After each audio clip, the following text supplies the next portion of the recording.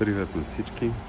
Правя едно бързо видео с идеята това да не бъде ревю на конкретния автомобил, ами по-скоро да ви покажа състоянието на колата, която продавам. Това е Grand Cherokee Overland. Ниво на изпълнение 2022 година. WL. Моделът доста по-съвременно изглеждащ автомобил от предшественика си WK2 с големи екрани, CarPlay, навигации. Overland се отличава, че е с въздушно окачване. Имате някакви всяки работи, безжично зареждане, къп-холдърчета. Тук имате подгрев и обдухване на двете предни седалки, включително и масаж и памет. Тук сте пускате масажа. Това е паметта. Масажа може да бъде пуснат и оттам. Аудиото е Alpine с много високоговорители, събвуфери и така нататък. Има много яки стелки.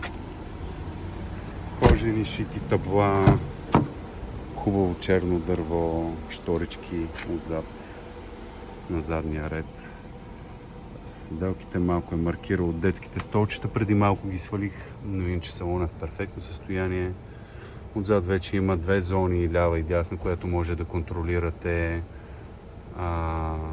температурата на автомобила, както и подгрев на задните седалки, USB-та, 4 зонов е.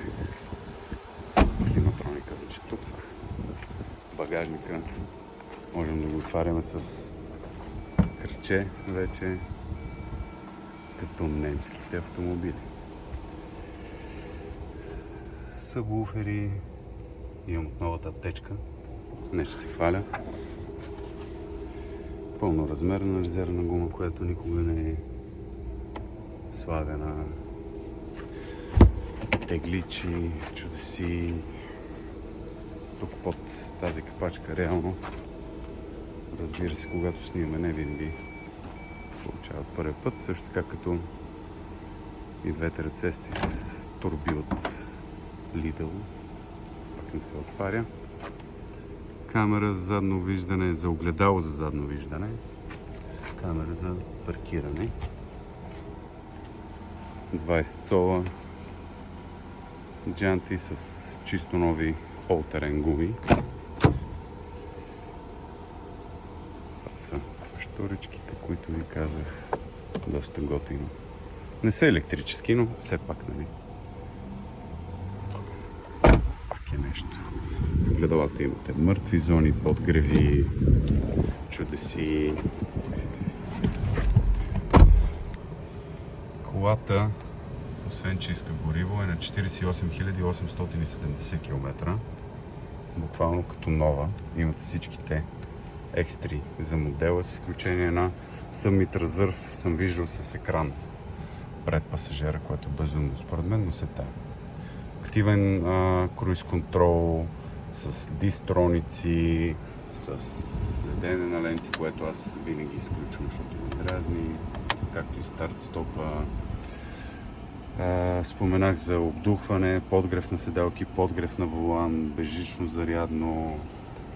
Тук всичките тези контроли, панорамата, огледалото, което става и на камера, което е доста полезно, когато пътувате на дълъг път и сте нафрашкали багажника до тавана.